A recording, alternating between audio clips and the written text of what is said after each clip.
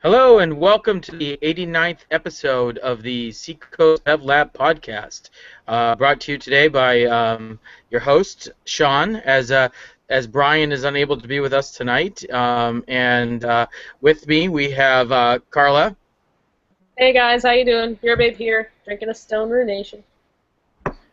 and we have soon to be turning 40, Norman Miller. Oh man! I'm young at heart. And Norman Miller, Metro West Daily News, The Beer Nut, Real Beer Nut on Twitter. And tonight I'm drinking a Switchback Ale. Ooh. Nice. And Carla, what are you enjoying this evening? I've got a Stone Ruination. I picked up their mixed 10-pack or mixed 12-pack, just to share up a camp. Nice classic hoppy, sharp West Coast beer. Nice. And tonight, this is, as I mentioned, I'm Sean Jansen from twobeerguys.com. I'm currently drinking a Perpetual IPA from Trogs Brewing in Pennsylvania. Ooh, I've never had that one. Fantastic. And it comes in a can. Neat. I like things that comes in cans. Definitely. Who doesn't? Oh, some people still think it's... Some people, I still had someone last week tell me, like, I know everyone that drinks beers in the cans, I just can't do it. I don't like drinking beer out of a can. Like, I don't like, the feeling of, like, the sharpness against my mouth. But poured into a glass is exactly the flippin' same, if not better, because no light. I know. I'm not prejudiced against cans. I like the 16-ounce packaging the best. So I like the 16-ounce cans, because it's by the ounces, not by can versus bottle. Right, exactly. Now, it's been a little while since we all have actually, or at least the three of us, have been on the same show together. I know our most recent guest was Dean from Treehouse, and I know that Norm and I missed last week's episode. What have you guys been up to recently? Oh, geez.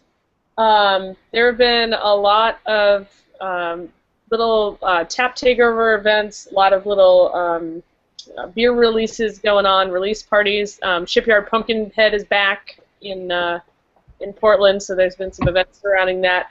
I've been actually most anticipating the fact that this week they're going to be harvesting Maine's basically biggest hop crop of locally grown hops in probably about 100 years. So we're going to have some local hop beers coming our way, and I cannot wait for those to hit our market. They're going to do a takeover event at Infinity, and it's just going to be really neat to try them side by side. So I got to tour a hop yard in Gorham, Maine, which is only probably about 10 or 15 minutes from my house. Check out what they're up to there. The guys at the hop yard were wicked accommodating and gave me a tour, and it was great. How did this compare to the Goshi Hop Farm that we visited in Pacific Northwest? Well, obviously Goshi is on a much larger scale. So when we went there for the Beer Bloggers Conference, you walk off the bus and there was nothing but that wonderful, delicious aroma hitting your face. There were trucks bringing in vines that were being mechanically harvested. These guys at the hop yard are on a smaller scale. The plot I was looking at there was 1.5 acres, but they have another one up near the border of Canada. That's a bigger yard. They're expecting about 2,000 pounds of hops this year, and I don't know how big Goshi is, but I'm sure it's much bigger than that. But they are manually planting all of these. They're manually helping them go around the little wire that holds the hop vines up. They are manually cutting them down, but they did buy a little hop harvester that's probably about the size of like a small tractor, where they can feed one vine at a time, and this thing thrashes them and drops out the hops at the bottom. So they're hoping that that'll cut down on the labor of actually harvesting them. But it's going to be a small version of a very similar process. Did you have a chance to check out their drying or their kiln room? Oh, at Goshi, yes, but there is no drying and kilning happening with these guys. These are going to be fresh hops going directly to the breweries. They might evaporate them a little, but I don't think they have that type of a facility yet, although I think they want to be able to do that as they go. and get bigger. Any idea who they were going to? There are at least 14 breweries that have committed to brewing a fresh hop beer in Maine. That includes Allagash, Rising Tide, Sebago, all the big guys, as well as people like Bunker, and I think Funky Bow's going to do one. It was a long list, but all 14 are going to be on tap at Infinity on this event on, I think, October 25th. So you'll get a chance to try them. Rumor has it that Allagash is going to brew 2 of them, one beer being with the East Coast, the Maine hops, the Maine Centennial hops, and the other the exact same recipe with the West Coast version of those hops. So that'll be a really neat way to see if there's any difference in taste between the ones that are grown here and, if there's that year terroir, which is kind of cool. That's interesting. Aeronaut Brewing Company is a new brewery in Somerville for the ACF in Boston. They did the same thing. They brewed the same beer with the East Coast and West Coast hops to see if you can taste the difference and everything. So it's kind of interesting. Neat. Yeah, and I was impressed by how difficult it is to grow hops. It seemed like, oh, well, that's easy, right? And they're like, nope. Oh, well, what about that? Well, no. So it's not something that people can jump into and make $1 million because there's such a pent-up demand for local hops. It's something that takes years to cultivate their hops to maturity. Only 20% of their plants are actually mature, and will be the ones that are harvested this season. The rest need another year at least to produce the mature cones and stuff. It's not a get-rich-quick scheme, I'll tell you that. Did they tell you any idea about how long it takes for it to mature? Usually you don't get hops. It depends on the variety, and I might be saying this wrong. So people who are experts on hop growing, please don't yell at me. But that very first year, you don't get anything viable at all. It's just basically training them to grow and do their thing. And then the second year, you might be able to. On the third year is like you're good.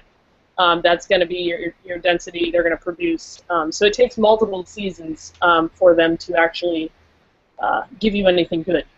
And the other thing is that since they don't have historical data, they don't have the Pacific Northwest. They have information about all the soil conditions and everything for the past 40 years of hop growing. They can go, oh, this year the alpha acid's going to end up X, Y, Z. And these guys have basically no historical baseline, no recent historical baseline to go off of. So it's going to be a lot of experimentation and seeing what happens as far as how these come out technically. It's pretty cool. And sorry, what was the name of the hop farm again? It's the Hop Yard. The Hop Yard. Yeah, the Hop Yard, and they've got 2 locations, one down in Gorham and one up in, I think, Fairfield, Maine, which is way up there. That's pretty cool. And just to let everyone know, we do have a couple of people in the chat room. Awesome. BN Dark Side's with us, and he is following along and saying that it is for sure that third year is definitely the sweet spot for growing hops. Oh, good. Yay. I was listening. Now, Carl, did you do anything else recently exciting that you'd like to share?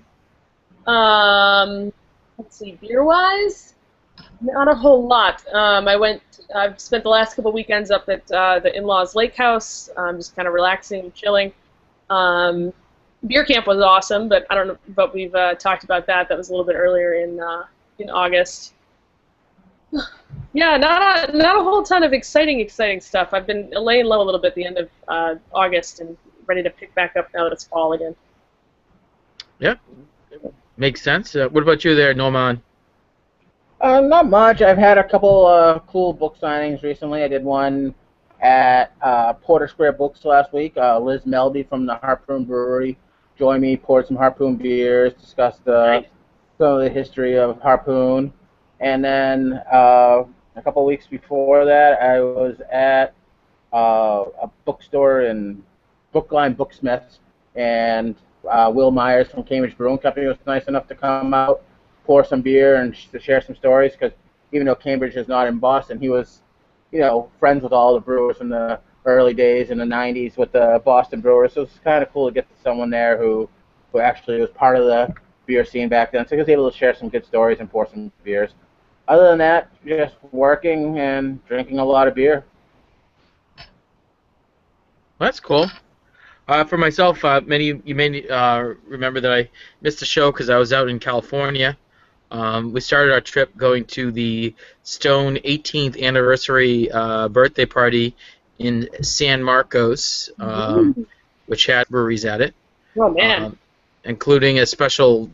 We had the VIP ticket, so it was like 2 sessions on the Saturday, and there was a special VIP limited bottle section that there was just some old stuff that they'd been cellaring for a while, and a bunch of different breweries submitted different cellared beers, which was awesome.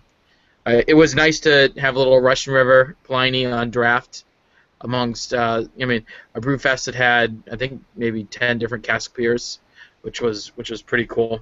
The Brewfest, I guess they've grown out of the space at the brewery, so they do it at San Marcos University, where it's like the college. And if you could just imagine like a Brewfest that had like 6 different levels because all the steps, there was like different platforms of beer booths all over the place, and there was a little amphitheater where Mitch Steele's band played, which was pretty fun to watch. And they had, I guess, the guy from, I think it was The Clash, came up and played guitar with them, which was really cool. Wow. Cool. But yeah, the rest of the trip was a little bit of Disney World in there. Visited to a bunch of Anaheim breweries. Visited a bunch of San Diego breweries. We went on a limo bus tour that took us to 7 different places, which was one of them was AleSmith, which was awesome. A lot of, I think there's 93 and counting breweries in San Diego right now, which is crazy. That's insane. And over half of them have been in existence only for the last 2 years. Woo! Wow. Which is even a crazier stat. Are they small? All different sizes. All different sizes. That's so crazy. Yeah. We were lucky enough for 2 nights. We stayed at Ocean Beach, which is kind of the that's a nice area. The local beach area, and we were 3 blocks away from Pizza Port OB, which is a really cool place to go into. But obviously, we were there for the Bloggers Conference, which was Friday, Saturday, Sunday of that week. I was able to participate in the Friday session, which included a dinner at Karl Strauss, which was awesome. Lagunitas was doing some hop vaporizing, which was definitely a West Coast funky thing to do. What is it? Basically, you're kind of like The hops? vaporizing the hops and kind of getting like a whole big bag of hop aroma and kind of breathing it in. Okay, people can do that, but nobody can make me a candle that smells like hops. Come on. Yeah. You ever watch the show? You ever watch Brew Dogs? Yeah. They did an episode where they did the hop vaping, and they basically turned it to fog because they were it's brewing like beer. Oh, so it's like an e-cig. They breathe it? Yeah. Okay. Yeah, but It was still. it was a Lagunitas thing. That's you guys. It was kind of interesting. The keynote speaker was Ken Grossman. I was there for a panel that saw Tommy Arthur, along with the owner of AleSmith, the owner of Green Flash, which was pretty cool. Mitch Steele was there for the event, and it was a pretty good bloggers conference. Unfortunately, I was only there for the first day. I had to fly home on a red eye to work a Brewfest on Saturday, where I'm happy to say that we doubled the overall participation of at least tickets sold, more than doubled from last year to this year, and was a quite successful event in Nashua. Cool. Congrats. That's awesome. Thanks. Cool. So that's pretty much it. Except today I visited the new Wormtown Brewery. Top secret for anyone listening here. They're probably hoping to open in December. Is their target. Nice space, really big. It's gonna be very good for them. Yay. Yeah. Carly, I don't know if you ever been to the old Wormtown Brewery. No. The original space was tiny, and they added a second tiny spot to make it just a little less tiny. But it's still very tiny. So this new space is going to be gigantic compared to what they had. Yay! Their existing space is probably like your living room. Their Okay. new space is like 15 times your living room. Nice. Oh, that's Yeah. great. I love it when they actually, when breweries actually move into a space where they have some room to grow. It's not just enough, to hold Yeah. them. That's the way I felt when Rising Tide moved into their new location. It was just this giant open building, and they were all like, "Yeah, here's our equipment in the corner." But now they're already almost filling it up after I think they've been there for 2 years now. Yeah. Yeah. But I love seeing that big empty thing and going, "Oh, you guys are going to do great stuff in here." There was an announcement at the Beer Bloggers Conference about next year's Beer Bloggers Conference location, I'm excited. which was really not a surprise. Yeah. It's Asheville, and I actually like the date and the timing better. I think it's going to be in Me too. July rather than August, which makes Yeah. it a little It'll be bit easier. 110 degrees and very humid in North Carolina. I So know. they picked I the don't care hottest if month. we get there. The end of August is just insane for me work-wise, so I'm psyched. Life-wise, I think it's insane for everybody. Yay! So July, which I'm pretty happy about that. I mean, I'd like to see with all this progress that's happening there. Plus, there's some great breweries that have been popping up all over the place in that area. So it'd be great to check it out. And Two other of than the- East Coast incarnations of some West Coast breweries that are going on there, I really am kind of still quite ignorant as to what's going on in that beer scene. Everybody says, "Oh, it's a great beer place. It's a great beer place," but I don't know too many of the breweries. So to me, that's an opportunity to really get to know a place that I would have never gone. Kind of like Indianapolis. Like I would have never thought that there was that much going on in Indy either, but there was. So it's pretty cool. Yeah. Well, It has a great we're in- reputation as a beer city. Asheville does.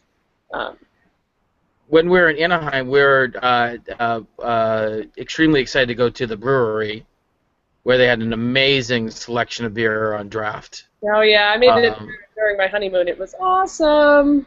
Yeah, but two of the upcoming Anaheim breweries, Bottle Logic and Noble, were just awesome places. You know what I mean? So I think there's these weird pockets of breweries popping up all around the U.S. So it's kind of making it more exciting that if you have to go on a boring business trip, that you can now seek out a really awesome place to go to. Absolutely. Very, very cool. Makes visiting LA not so crappy. Exactly. Now just kind of transitioning. Norm, you're turning 40 this weekend. Yep. The big 4-0, and I know that this is your favorite time of the year. Not only because it's your birthday, but it's also because it's the time to celebrate different fall and Oktoberfest beers. Oktoberfest is definitely my favorite style seasonal. It more than makes up for the hellish beers known as pumpkin beers. So, I'm looking forward to it. I mean, there's tons of great Oktoberfest out this year. There's a new one I just tried for the first time. I actually had earlier tonight, my last of the 6-pack, Firestone Walker's Oktoberfest. Ooh. Oktoberfest. Amazing. It's not oak aged. It's just, I don't know why they call it Oktoberfest. It's not an oak aged beer, but it is probably one of the top 2 or 3 American brewed Oktoberfest. And I'm going to be buying another 6-pack. It was fantastic. Nice. I don't know about you guys, but I look forward to fall more than pretty much any other beer season, just because of how many Oktoberfests I've already had. Ayinger, I've had Weihenstephan, I've had Jack Savvy's Copper Legend, I've had, like I said, the Oktoberfest. Hollander. I haven't had that one yet, but I will. Definitely I will. I'm going to have Spaten. I love Spaten. Hell, Sam Adams. Their Oktoberfest is fantastic. So I don't know about you guys, but I don't know what are some of your favorite fall beers, but those are some of my favorites. I do look forward to the return of Sam Adams Oktoberfest. You wrote a post recently on your blog about kind of those foundational beers that you always love returning to, but you don't talk about as often, just because they're not the newest, latest and greatest. But that Oktoberfest for me was one of the Sam Adams version. Was one of those beers that changed my idea of what beer was, and went, oh wow, this is perfect for fall. This is amazing. So every time I would see that little orange label pop up, and I go, ooh, it's Oktoberfest time. Yeah. Go I'll ahead. get through a 12-pack of that this year. Yeah.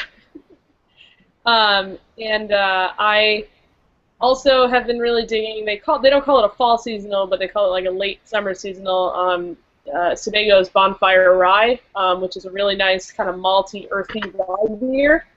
Digging that as kind of an alternative to some of the really hoppy stuff, but it's still hoppy enough to keep me motivated. And in my fridge, I haven't tried it yet, is Southern Tier Warlock, which is like their pumpkin-y stout thing. So I'm going to give that a try a little bit. Because I really liked Red Hook's pumpkin stout that they did. The Red Hook Pumpkin Porter. Pumpkin porter. Yeah. Really like it. Different. It's got one of the coolest tap handles. It's like a butcher's knife with pumpkin seed drizzled all over it, which is kind of cool. No dark pumpkin beer I really like is the Cape Ann Fisherman's Pumpkin Stout. Oh yeah, that's good. I get that. That's one of the few pumpkin beers I seek out every year. I even have a really good pumpkin pie recipe I use to pumpkin stout in. It comes out fantastic. You need to share that with me later. I think I asked you for this last. You never gave it to me. Some of the stuff that I'm particularly selling in New Hampshire, I mean, 603's got a higher ABV toasted pumpkin. We brought in this year some pumpkin PUNK apostrophe N from Uinta, so pumpkin. Along with Long Trail's got their standard pumpkin along with their imperial pumpkin.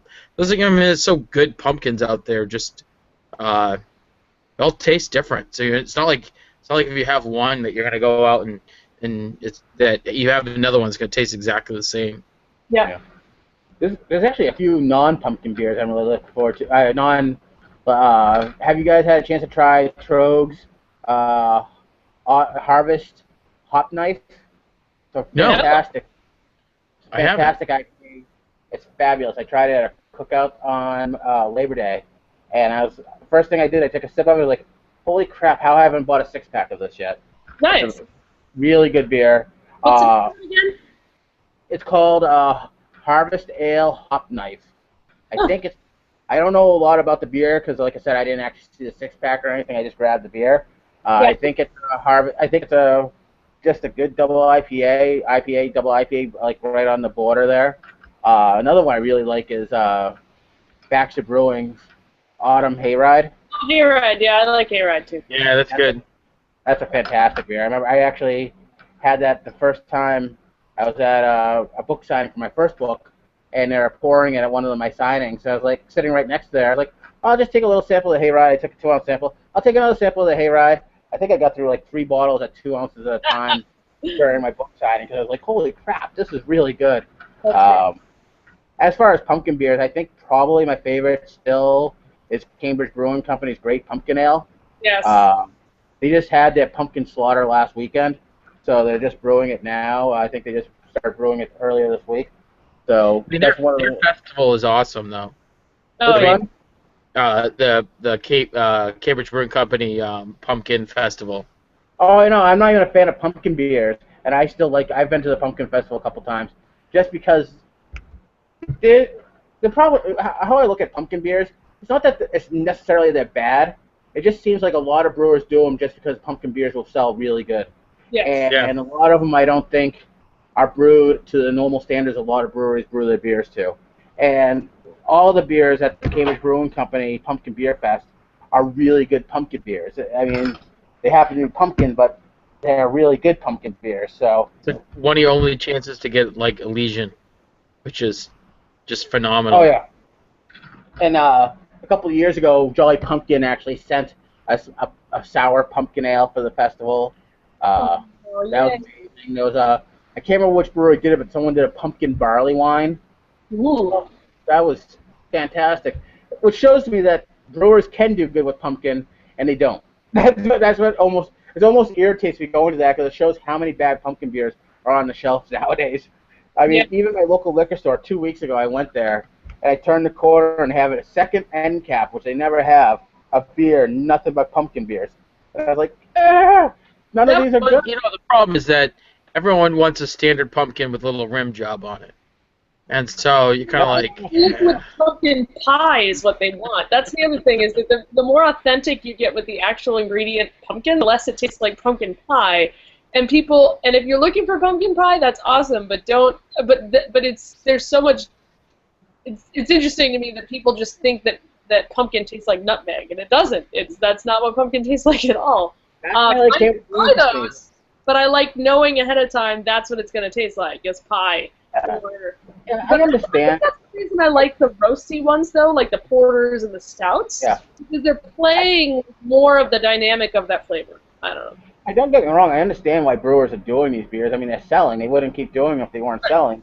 I mean, I bet if you go to the liquor store and sit there, you'll see people who buy Budweiser, 51 weeks of the year, grabbing instead of a 30-pack, they grab a 24-pack, and then they buy a 6-pack of a pumpkin beer like Shipyard Or or shock St. Adams or what you, with whatever, or a 99 pack. or a 99-pack. If there's a 99-pack of a pumpkin beer, I might fly out to whichever brewery had it and punch the brewer. But that's on. And then I haven't had it yet this year, but Shipyard is doing their mashed pumpkin, which is like their imperial pumpkin, in 4-packs now instead of the Yeah, 12-ounce 4-packs. That's crazy. It's kind of interesting. I think that gives you more of a chance of, like, sometimes with the 22, it's like high ABV. You gotta commit to drinking like the whole bottle or have a friend with you. So Yeah, sometimes you can just sit down and enjoy a 12-ounce, which is a little bit better. Yeah. I mean, coming out of Maine. Japan's going to have their imperial pumpkin, I think, in their new 16-ounce cans. Who's doing that? Cape Ann, I think they're going to put their imperial fisherman's pumpkin stout. I think they're going to be one of the first beers in their new 16-ounce cans. Oh, cool. I know we didn't mention it yet, but someone mentioned in the chat room the Dogfish Head Punked, which is always a great beer. And if you're not a fan of the pumpkins, and as I know, Norm, Peak Organic came out with their Hop Harvest Oktoberfest, along with, is that what you got? Nice. Yep. Along with, I think even more of a classic is Gritty's Halloween Ale. Ooh, yes. Which is ESP style. I always buy at least one bomber that a year. I completely forgot about it, though. It's a great beer. It was a great tasting, just rich, malty ESP. So easy to drink. Yep, it's a classic. I've got a 6-room of it in my fridge right now. Now, Norm, you were mentioning some news about Cape Ann Brewing.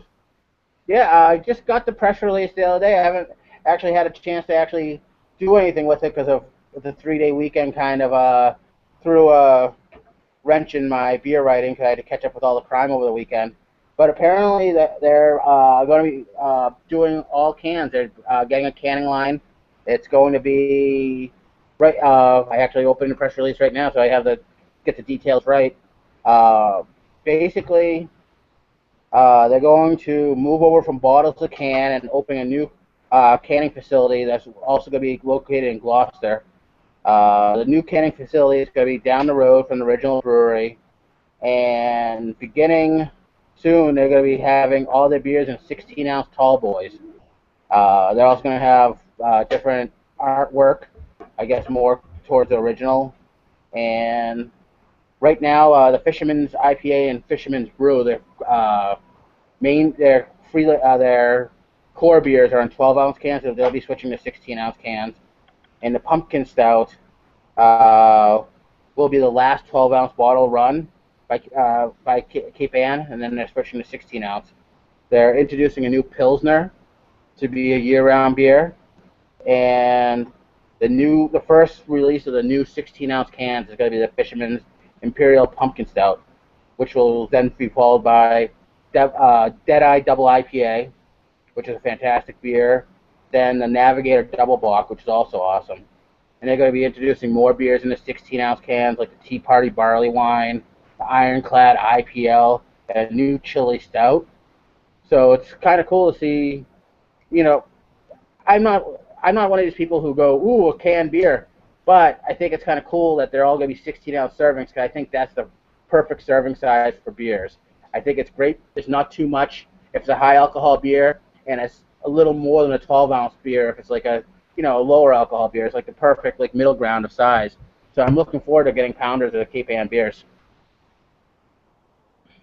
I think it just means that we need to get Jeremy Goldberg back on the horn here and chat about the big changeover.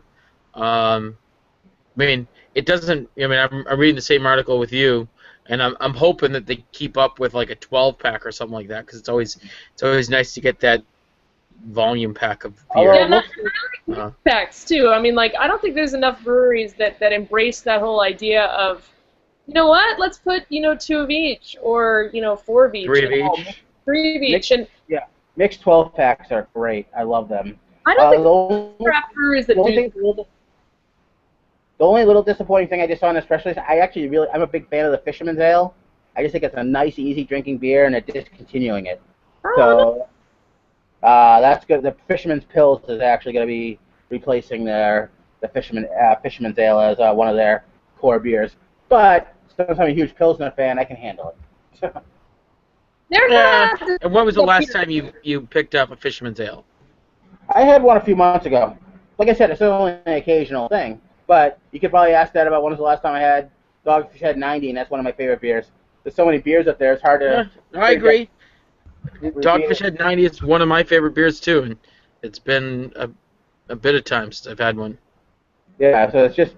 There's so many... That's the if there's one downside for this whole craft beer revolution and explosion, it's just so hard to keep up with all the beers you really like, because, ooh, I want to try this, I want to try that, I want to try this, which is great, but then, like, oh my God, I haven't had Arrogant Bastard for months. I haven't had, whatever you want to say for several months, because it's just you want to try the next one out there. So, right. Well, don't get me wrong. That's a very minor complaint. I love this explosion right now. So, right, Beer Geek. That's why you. Let's go ahead, Carl. No, I was just gonna say hashtag Beer Geek problems. Yeah. Well, what I was gonna say is that's why you listen to the Seacoast Beverage Lab podcast, and we remind you about some of these beers that you've had beforehand, and inspire you to have something that you haven't had yet. So it's all just keeping it out there in the front of our thoughts. Yeah. Now, Norm, you also shared a topic with us a little bit earlier that Stone Brewing Company is about to release Enjoy After, with the date of October 30 as the first edition Brett IPA. Yeah, I saw that over the weekend. My Beer Buzz a blog posted about it, and I was kind of surprised, especially the IPA, because the whole enjoy by. Personally, I'm not sure about the idea. You're basically asking people to pay, I'm going to guess $8 at least for a bottle for something it's not even carbonated, so you have to save it. I'm not sure if I'm willing to do that. I'm not, I don't mind it. I don't age beers that often, but I used to, but I don't want to have to age a beer and buy it now, because by the time it's ready to drink, I'll probably be sold out. So I'm not sure if I want to buy, and selfishly, as someone who writes about beer, when I get a beer sent to me, or if I buy a beer, I want to review it, and I don't want to buy. How am I going to review this beer a year from now? Oh, this is fantastic. Go buy it last year and save it till now and drink it. So selfishly, I don't like the idea, but I honestly don't know if I'm willing to plop down $8 or $9 or whatever it's cost for a beer I can't drink because it's not carbonated for about a year. The Enjoy By I thought was a fantastic idea because it showcased the freshness of the hops and everything, but the Enjoy After, I guess if there's enough people who are into aging, it's a good idea. I'm just not really that excited about that idea. I think with the amount of buzz and the people that are fans of the Enjoy By and just in general how many people are fans of Stone fans, I mean, we all don't have a Stone tattoo, but there's many of us hidden Stone fans that are out there. I think there'll be some people taking a beer, cellaring it, and I think you'll see people opening it at all different times of the year. Be like, oh, I had mine 6 months beforehand, and it tastes like this. I had mine 5 months beforehand, and I think it'll be interesting. Kind of maybe buy a case, and kind of open it up periodically to see how it changes. Yeah. Would kind of be fun. Except the beer, from what I understand, at least from the quick read of the thing, the beer's only going to be carbonated for almost a year. It's going to take that long to carbonate it. So it's going into the bottle uncarbonated.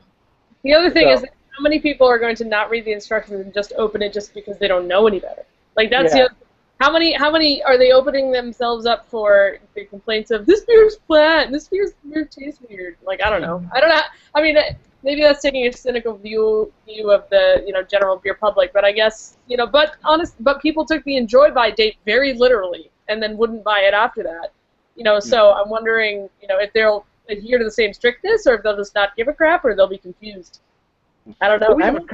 We have a couple homebrewing beer geeks listening and involved in the chat room right now.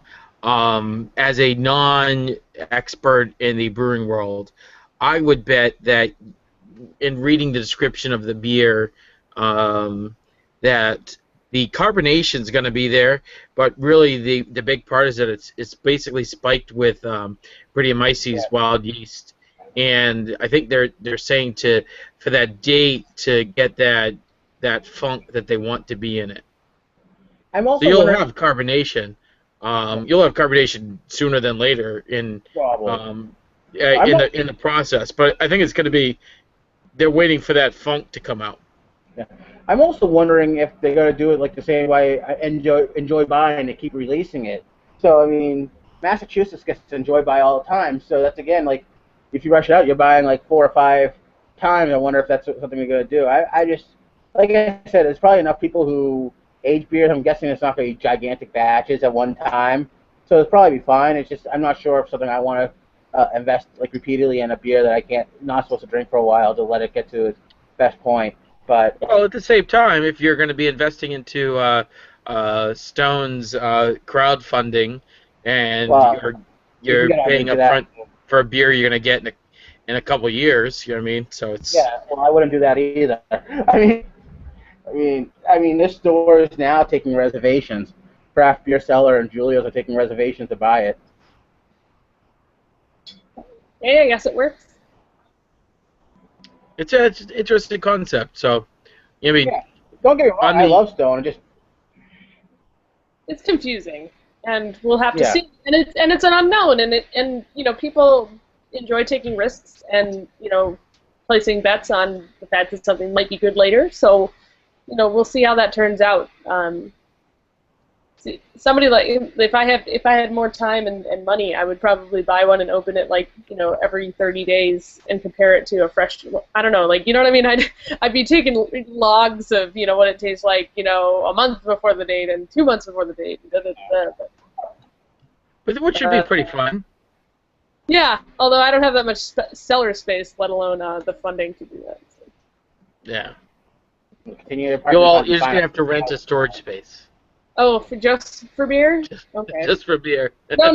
It'll be for the stuff that's taking the place of the beer now, and then all the beer will be with me. That's Exactly. Well, the next thing I just wanted to bring up is that an article, which is you may not have seen the topic. This article come across the news board, but they debuted the Cosmic Mother Funk Grand Cru this year at the 2014 Bloggers Conference in San Diego. They actually shipped out bottles of it and to be tasted within the crowd of the Bloggers Conference.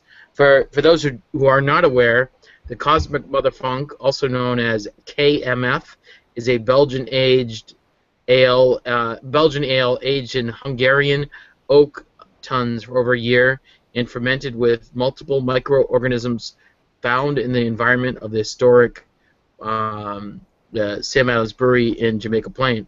This is actually the base beer that's used for Utopias, where they start blending stuff together with a couple other things to make the blend of Utopia. Utopia, sorry.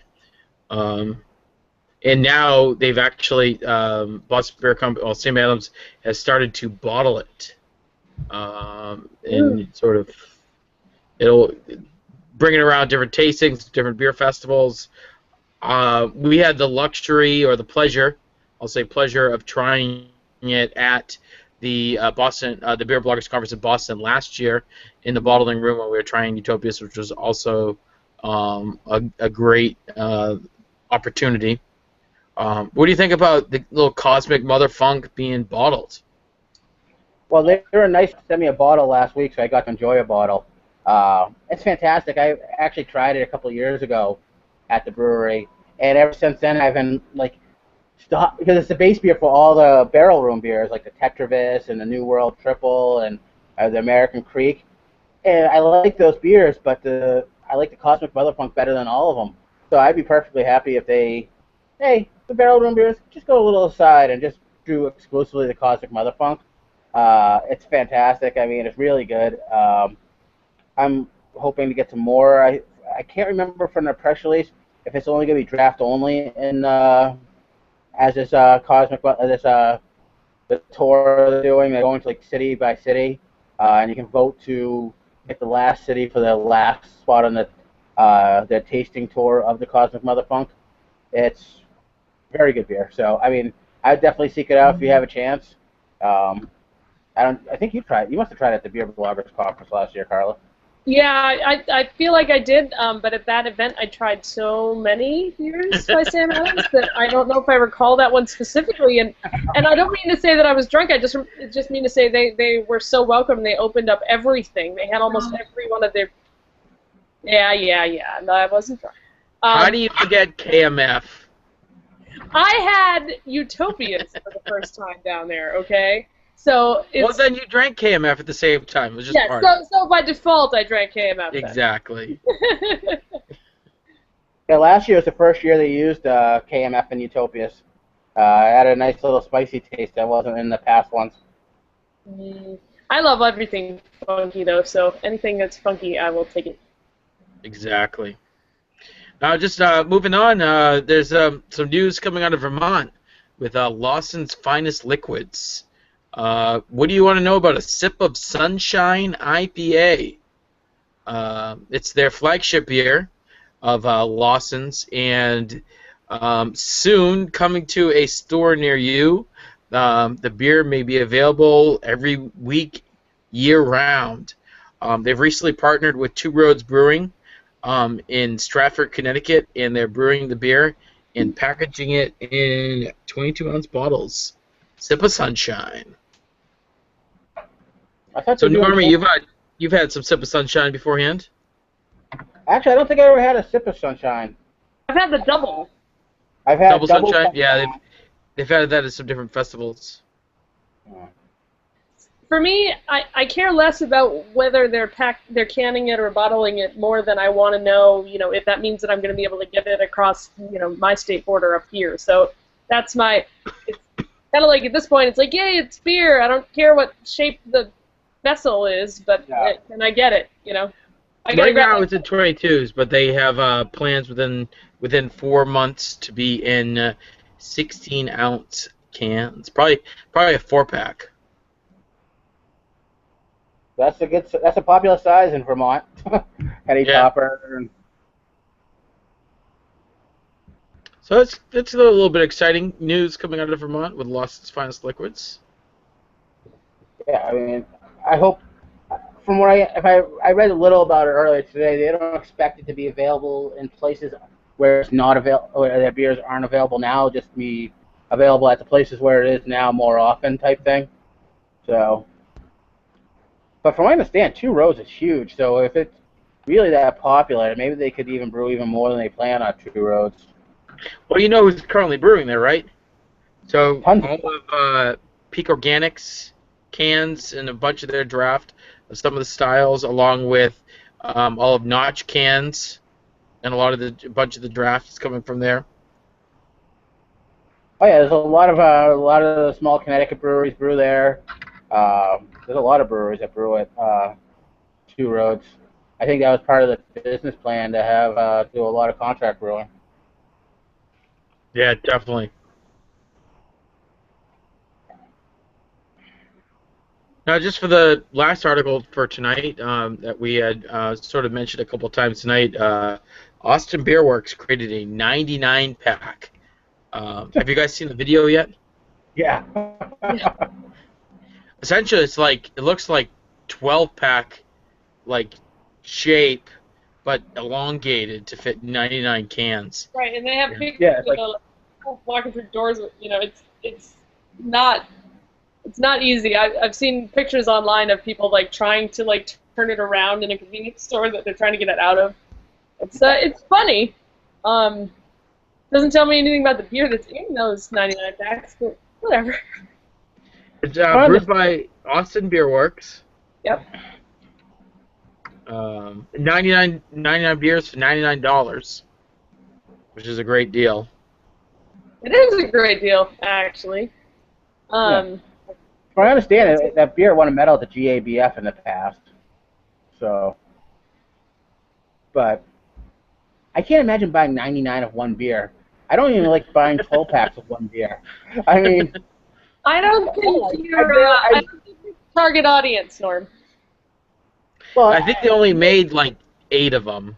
yeah, it's a good publicity thing. Although it would be good if you're like supplying the beer for your own wedding, and you wanted a good solid beer. Hey, 99 of them for $99 is probably the cheapest deal I'm gonna get for the wedding. So. I mean, have you ever tried to pick up 230 racks at the same time?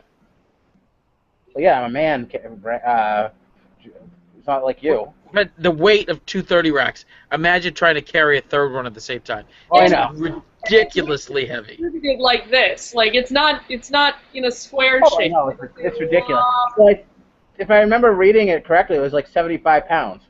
I mean, it's light. So, and they look like they made it the most unwieldy packaging on purpose, just so they can have that video of having it keep being drawn out of the icebox like the old magician thing, pulling the handkerchief out of the pocket repeatedly. Exactly. It just continues. Yeah. I think it's funny. It's supposed to be a good brewery, so I bet the beer is kind of good too. But Yep. it's just funny. Yeah, and for $1 a can, that's cheaper than PBR. So hey, Definitely. that's fun. Well, so just kind of wrapping it up for the night. What are you guys up to this upcoming week? There's 2 things that were supposed to open this past weekend that might maybe open this week, which is Tributary Brewing Company, Todd Mott's Brewery, a little bit delayed, but we don't know how long. Ditto with Acadia National Bar, which is the the bar and arcade and gaming combo bar that's going to open up here in Portland. So we're going to Barcade-like, but not affiliated with Barcade. But what I'm doing on Friday is I'm actually going up to Sebago Brewing Company. They're having what they're calling a Hop Harvest Happy Hours. Basically, they're going to have the guys from the hop yard actually show up, bring their little hop harvester, and do a demo for people. They're going to do samples, and people are going to help pick some hops a little bit off the vines. So the Sebago's getting delivery of their hops on Friday, and they're going to be brewing a beer with those fresh hops that following Saturday morning.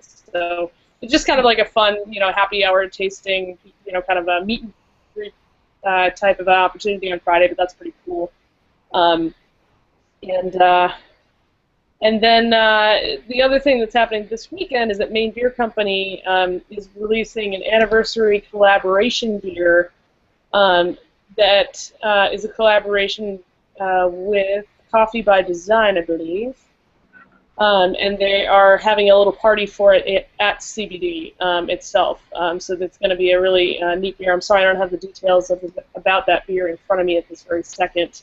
But Maine Beer Company later in the month is also going to do a little tap takeover at Navarre Res, and that will also include the anniversary beer there. So if you can't pick it up this weekend and check it out, you can go later in the month. Cool. Yeah. Norman. Sorry. Well, as you mentioned earlier today, I'm turning 40 this weekend. So on Saturday, I'm heading to Old Magoon Saloon in Somerville. I haven't been there, but I've heard a lot of good things. They're celebrating Oktoberfest, and like I said earlier, that's my favorite season. I'm only going to have at least 10 Oktoberfest beers on tap every day for all of September and October and a German-heavy menu, so I'll be going there drinking many, many beers. I'm hoping for at least one for every year I've been on this earth. Holy Then moly. actually, A liter? no, I don't know if they do by liter. I'll find out if it's by liter. Maybe an I'll do it. ounce for every year they've been on Earth. Well, maybe every I know. year you've been over 21. How's it? Yeah. I have a ride that day. I'm not gonna get, but and then on Sunday I actually Brandon have. does not want to have to like pick you up from falling into the You throw me bushes. over your shoulder and carry me, Sean. And I actually, will. Like those 30 racks. Yep. It's like a scene of an accident, Norm. I will pick you up and put you in the car. It's like a 999 pack. But Yeah. but also on Sunday, it's funny. I've been saving a 2007 bottle of Utopias. I have not opened. I've been saving it for the last 7 years, planning on opening it on my 40th birthday. That's awesome. So I'm going to open it with my uncle on Sunday. That's actually my real birthday, and hoping to enjoy and see how it aged after all these years. Well, happy birthday, Norm. Thank you. Definitely. Happy birthday, Norm. Thank you. And for me, I will be in Concord on Sunday for the second annual Capital Cup Brew Fest. Sunday? Along with other events. What? Concord, New Sunday? Hampshire. It's on Oh, I Saturday. thought you said Saturday earlier. And also in New Hampshire, if you're a fan of seafood, there's the Seafood Festival in Hampton Beach, which tons of different seafood things to try. I think they shut down the street, and you can walk up and down, which is the main drag, and try all sorts of different seafood and delights. Yum. Do they have beer at that? They do. Yep. Okay. Cool. Yeah, there's a beer tent, beer garden type of You deal. know, some of those things like like Chowder Fest at Prescott Park, they don't serve beer at that. That's Yeah. Some of his do is Budweiser, Miller, Coors too. I think it's all a bunch of different stuff. Hey, Yeah. from the chat room, Johnny Bear and BN Darkside did say happy pre-birthday, Normie. Yay. Thanks. I'm still a young 40. And also, this weekend is the Homebrewers Jamboree that happens in New Hampshire. I think it's Campton, which has happened in the big Homebrewers Jamboree, where the New England homebrewers kind of all join together, do a camp out, probably drink way too much beer, cook way too much food on the barbecue grills, and all pretend that they're now going to open a brewery by Monday. I love them all. I think realize they can't afford it, and then they go back to home brewing. exactly. My homebrew club is bringing over 60 different beers. And I'm corrected. It's in Tamworth. I have Mea Culpa, which is really close.